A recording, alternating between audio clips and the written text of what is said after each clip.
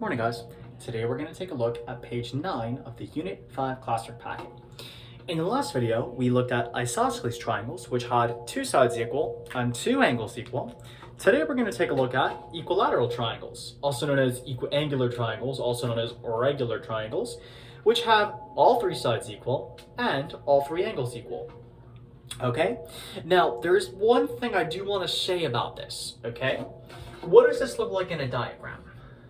Well, an equilateral triangle, we would show tick marks for all three sides because all three sides are the same, meaning they're congruent, but we actually know something really nice about the angles. We know their exact measure. The reason for that is, think about it this way. If all three angles are the same, right, and there are 180 degrees inside a triangle, wouldn't it make sense that 180 degrees has to be split evenly in between the three angles? So technically, if I split 183 ways, I get 60. So in a diagram, equilateral triangles are super nice because I actually know that each of the angles is 60 degrees. Okay? With that being said, let's take a look at example number 11 first. Okay? I know it's like super easy, but still, we can still take a look. All right? And then we'll take a look at example 13. Alrighty.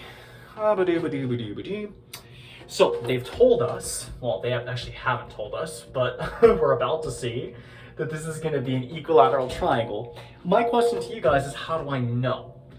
Well, here's how I know. Take a look at the angles. Do you see how these two are, this is 60 and 60? How many degrees are left for this one? Also 60.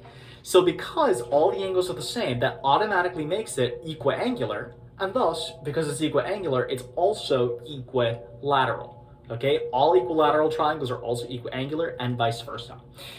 So because it's equiangular, I know that angle C is 60 degrees. Then, because it's equilateral, well, all three sides are the same, so the other two sides are also 9. Oh my gosh, could it actually be that easy? Yes, it could. Now, let's take a look at an algebra-based problem, okay? All right, so this one, oh my gosh, that looks awful. I apologize. That still looks awful. That's a little better. Okay. All right, PQR. And let me write in some expressions here. Okay. All right, so they give me 14y minus 59. Okay. They give me 9y plus 1. And they give me 11y minus 23. Okay? And they also tell me, this is interesting, they give me this thing right here for the angle, right? They tell me it's 7x minus 3. Okay. Well, let's deal with this first. They tell me it's an equilateral triangle. So what I want to do is I actually want to write that information in the diagram because it actually tells me quite a few important things. Equilateral tells me that each of these three sides is the same, and equiangular tells me that all three angles are the same, and each of the angles is actually 60. So again, even though this wasn't written in, this is what they're actually telling us when they use that word equilateral. Now, how do you guys want to solve for, let's say, y? Well, because all three of the sides are the same, literally, I can choose any of the two expressions and set them equal to each other, right? That's what congruent means. Congruent just means that they're the same. So, but just because I feel like it, I'm going to use the 11y minus 23, and I'm going to use the 9y plus 1. All right? So 11y minus 23 equals 9y plus 1. Strategizing with the algebra, I'm going to get the y's on the left in order to avoid a negative coefficient for the y's. So 2y minus 23 equals 1. Let me put this down so you guys can all see. Yeah, there we go.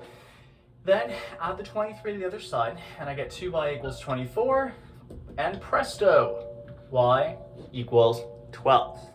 All right? Now let's take a look at the x.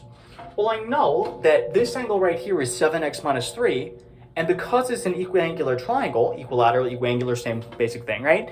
That means that I know this is 60 degrees.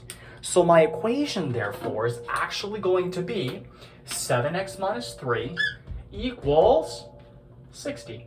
because I know the whole angle is 60 degrees. Add 3 to both sides, get 7x equals 63, divide by 7, and I get x equals 9. So equilateral triangles are actually some of the easiest ones to deal with because I know so much information about the problem. What equilateral triangles tell you is that all the sides are the same and all the angles are the same, and each one measures 60 degrees.